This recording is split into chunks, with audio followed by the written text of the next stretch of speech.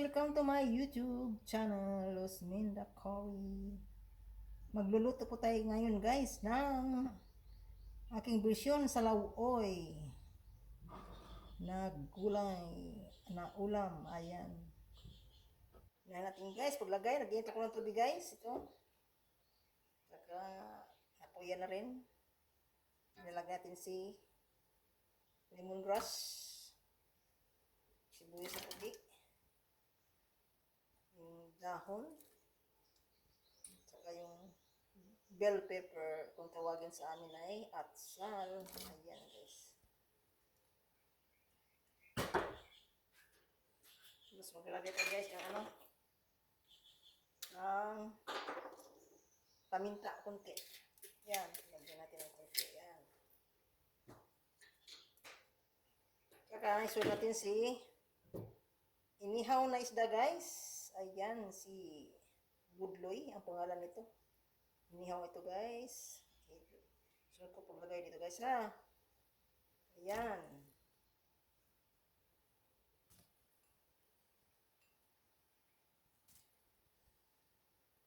Ayan o. Ang sarap ng isda na budloy na inihaw. Ayan. Tapos maglagay po tayo guys ng asin. Suotin sa asin. Ayan.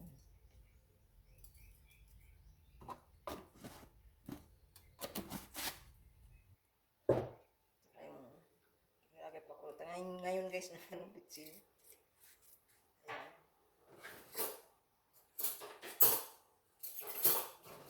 Kunti lang naman ang nilalagay ko guys. Ayan.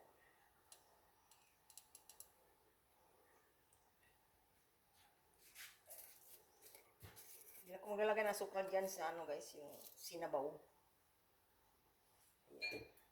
Bitsin lang muna. Ayan. So natin paglagay si kalabasa. Ayan na guys, si kalabasa.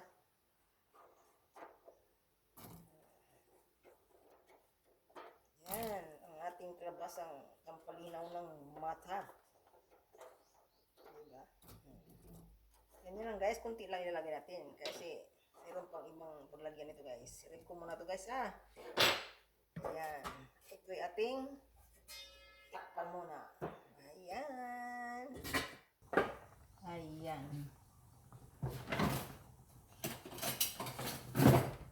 Tingnan natin guys kung luto na itong kalabasa. Ayan. Lambot na guys. Isunod natin paglagay si gabi or karlang. Ito guys, karlang. Niluto ko na to guys. Nilagay ko na dito, isunod ko. Ayan, si karlang to or gabi. Ayan. Medyo malapot-lapot kunti ba. Hindi mas lasong nga. Hindi naman to puti kasi ito guys. Ito yung pink na karlang. Yun ang malapot. Ito hindi masyado to. Tapos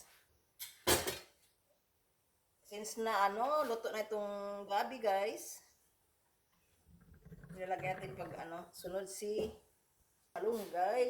Ayan, si malunggay. Mas masustansya. Ito ay iron. Pampakapal ng buhok guys. Ayan. May pampakapal ng buhok o pampagatas sa nagkapadidi ng bata. Ang malunggay. Shout out nga pala sa inyong lahat guys. Mega love shout out inyong lahat dyan. Sa mga nanonood sa aking luto. Ayan. Dampit lang muna natin guys itong malunggay. Hindi natin yung hukay-hukay. Hukayin. Dampit lang muna siya guys para hindi siya Ayan.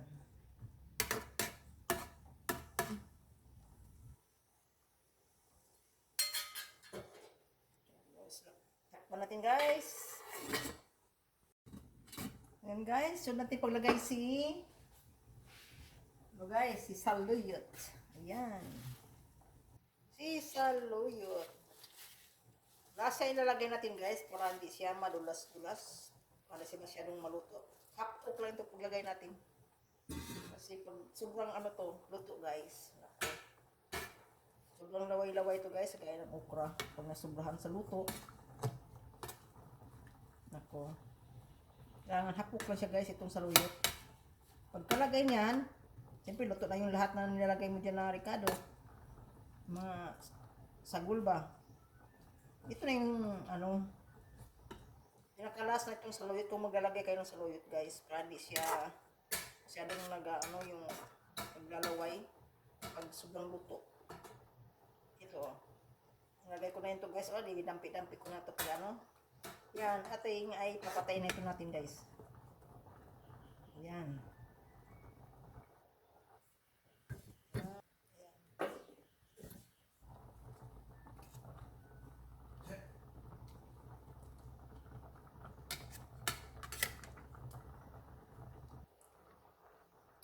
Tikman muna natin guys kung ano, tama na sa timpla.